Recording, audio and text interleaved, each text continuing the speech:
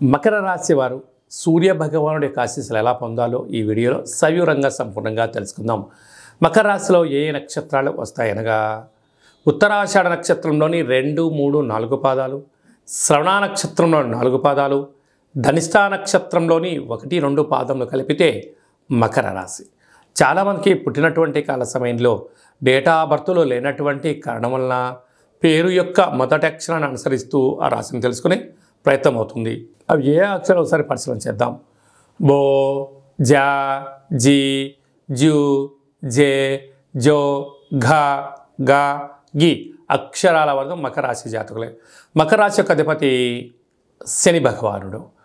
ఏడాది తర్వాత రవి భగవానుడు శని చేత కుంభరాశిలో కలిసి సంచారం చేయడం, అందులో సూర్యారాధన అనేది వీళ్ళకు చాలా అవసరం.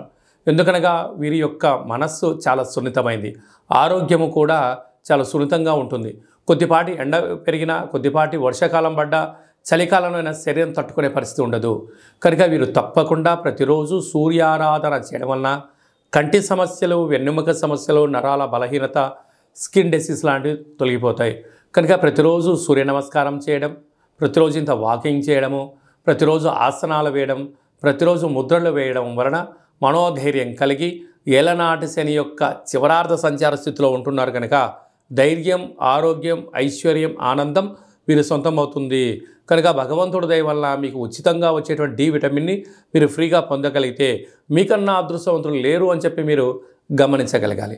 అలాగే రాశిలోనే కుజుడు, బుధుడు, శుక్ర సంచార స్థితి కారణం వలన, కుజదోష ప్రభావం కారణం వలన మీ జన్మ నక్షత్రం రోజున అష్టమి పూర్ణిమ తిథులందున మౌనంగా ధ్యానంగా ఉండే ప్రయత్నం చేయండి.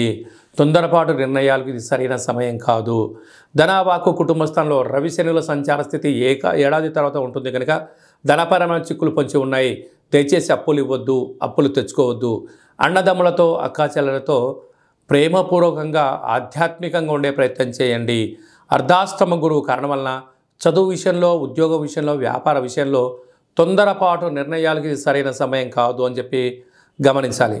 కనుక నీటి వ్యాపారాలు, హోటల్ వ్యాపారాలు, సాఫ్ట్వేర్లు, హార్డ్వేర్లు, మెడికల్ వ్యాపారాలు, డాక్టర్లకు మంచి కాలంగా ఉన్నప్పుడు ఇంకొంచెం కేర్ అవసరం అని చెప్పి మీరు గుర్తుపెట్టుకోవాలి.